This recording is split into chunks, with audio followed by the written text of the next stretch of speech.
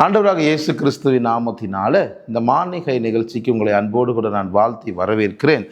யாக்கோபு 1ஆம் அதிகாரம் 14வது வசனம், அவனவன் தன் சுய இச்சையினாலே இழுக்கப்பட்டு சிக்குண்டு சோதிக்கப்படுகிறான்.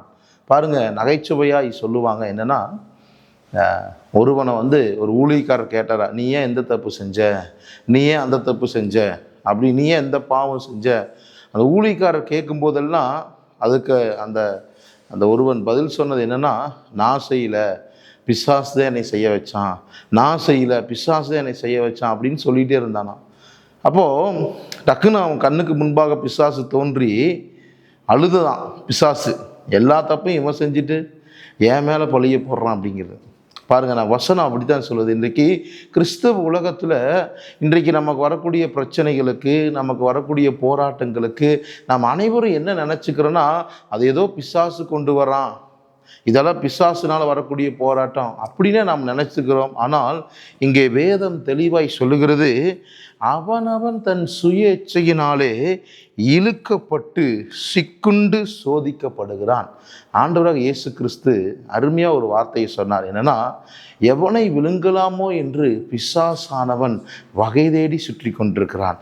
இன்றைக்கு உங்களையும் என்னையும் பிசாசானவன் விழுங்கும்படிக்கு அவன் வகை தேடி கொண்டிருக்கிறான்.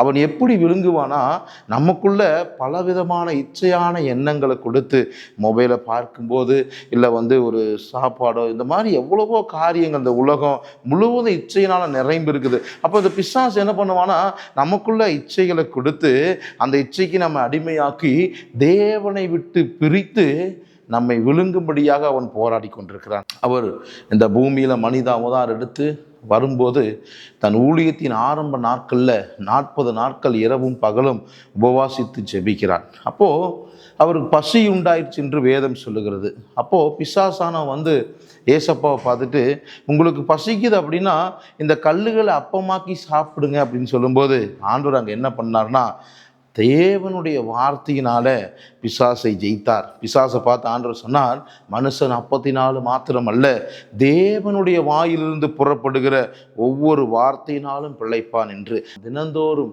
வேத வசனத்தை வாசித்து தியானித்து இதன்படி நடக்க நமக்கு சித்தமாச்சு, நாம் அதை முயற்சி பண்ணுறோம். அப்படிங்கும்போது நம்மாலையும் இந்த உலகத்தை ஜெயிக்க முடியும். நம்மால் இச்சையை மேற்கொள்ள முடியும். அதனால் இந்த வார்த்தையை கேட்கிற நீங்கள் இந்த ஆவியின் பட்டயமாக இந்த வசனங்களை நீங்கள் கையில் எடுங்க, இச்சையை மேற்கொள்ளுங்க. கர்த்தர் தாமே உங்களை ஆசீர்வதிப்பார். ஆமென்.